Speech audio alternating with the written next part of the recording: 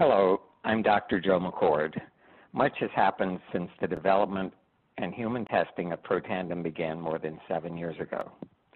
Back in 2005, ABC Primetime ran a story about Protandim and the human trial then in progress that validated Protandim's significance and effectiveness in reducing oxidative stress by increasing the body's production of two very important antioxidant enzymes called superoxide dismutase, or SOD, and catalase. We were very fortunate to have been noticed by the national media at that early stage in our development, but an enormous increase in the scientific understanding of Protandim has occurred since then. There have been 8 peer-reviewed studies published in mainstream medical journals, 6 of which were funded completely independently of LifeVantage by agencies such as the American Heart Association and the National Institutes of Health.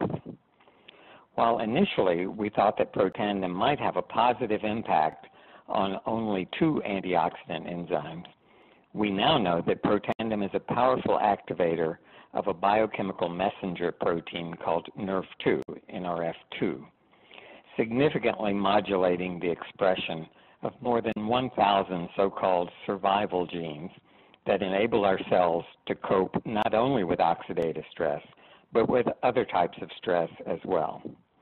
In order to bring you up to date on what is arguably the most important supplement of our time, I'd like to share a few highlights by reviewing some of the major advances that have taken place in the science, including the peer-reviewed studies from a number of well-known universities. Let me point out to you, too, how dramatically things have changed. Protandim was developed primarily to affect 3 gene products: superoxide dismutase, or SOD, catalase, and glutathione peroxidase. And the literature, as of 5 years ago, led us to believe that this could happen, this would happen with Protandim. And indeed, it did affect those 3 genes. What we've learned in the last 5 years is that it affects not only those 63 genes, but these 400 genes, all right? So 3 of those are SOD, catalase, and glutathione, or glutathione peroxidase. Have we realized that Protandim does a lot more than that? You bet. We went from 3 genes to 400 or 500 genes that we're now talking about.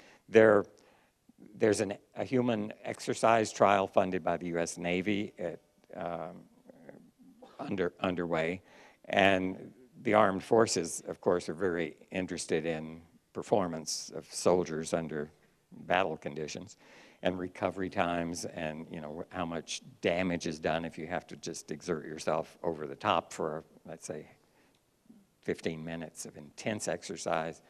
So they're interested not only in the recovery of the damage, but this one is looking at mitochondriogenesis. So there are things you can do that help your cells build more mitochondria, which means they can perform aerobically for longer periods of time. And so that's an interesting study. We now know Protandim does more than just deal with oxidative stress to remedy that situation. It involves not just superoxide dismutase and catalase, the first 2 enzymes we focused on, but as I told you at Elite Academy last October, we now know that Protandim modulates more than 600 genes. In fact, at higher doses, not used in humans, as many as 4,000 genes can be affected out of a total of 25,000 genes that we have. This is not a minor little tweak. This is a major readjustment of everything that makes you who you are and what you are.